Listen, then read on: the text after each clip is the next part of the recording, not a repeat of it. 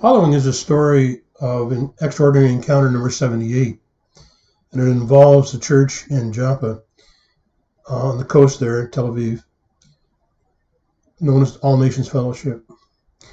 When Connie, Chris, and I were still living in Mevasseret Zion, we were asked to look after a congregation of mostly Africans, a small church, and it was known as All Nations Fellowship. I think there, as it turns out, there are people from about 7 or 8 different nations, not a large group, the majority of which were Nigerian. And in that group were about 4 or 5 Nigerian pastors and 1 pastor from Ghana. And so I was asked by our denomination to look after this group. And as a matter of fact, they wanted me to be what they called the pastor in charge. Not the denomination, but the people who were there, the pastors. And I said, listen, why can't you do it? And apparently there's something in their cultures, how it works out in any event. It worked out if somebody outside of themselves would be the pastor in charge.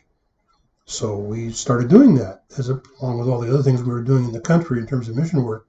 And after that year in Mevasseret was complete, we moved down to our home in Herzliya Pituach, which was several miles north of where the church was meeting in Jaffa. We stepped up our involvement because we were closer, and in time, for one thing, their worship service was pretty animated. I mean, this is African style of praise and worship. I mean, they do move, and they one by one gave up on trying to teach me how to dance as we were worshiping. I wanted to, but I just couldn't do it. But they were wonderful, as graceful as under the Lord, and it was just fun to be a part of that group for the over 2 years that we were a part of it. In that group, there was a young man by the name of Toby, and Toby was one of the pastors, and he was the youngest, and he was not married. So he was not regarded in the same way, I guess, as the other pastors, and because he was not married. He said, I'm still in the youth group. I said, well, we got to get you out of the youth group. So I said, is there a girl back home? He goes, yes. I said, you got a picture? He said, yes. So he showed me a picture of Kikalomo, and they were betrothed to one another.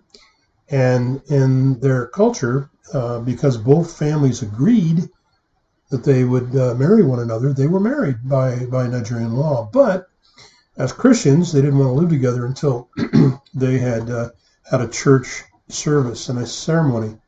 I said, well, if she comes here, why don't you ask her to come? And I'll do the wedding if you want me to. And I guess he prayed and he came back and said, yeah, we're going to do that. And she came. Now, they're just really, really a beautiful couple. And I can remember doing the wedding and coming down the aisle, and I've just never seen a bride and groom.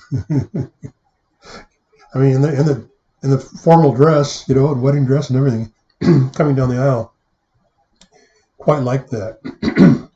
But she was a real blessing to the church and was there just for a few months before Connie and I actually had left the country.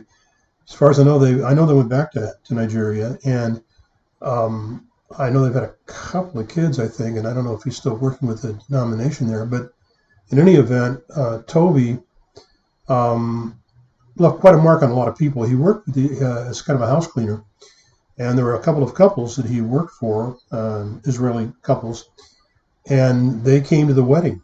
And so I did the wedding. We talked about the Lord and what he meant to them and how it brought them together.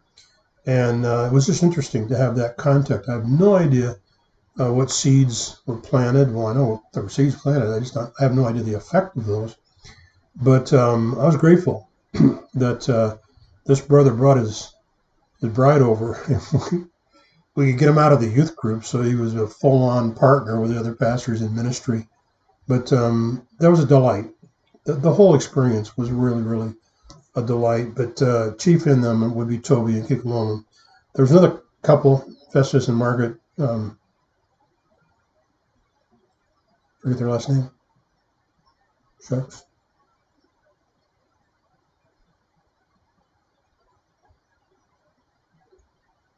McKinday.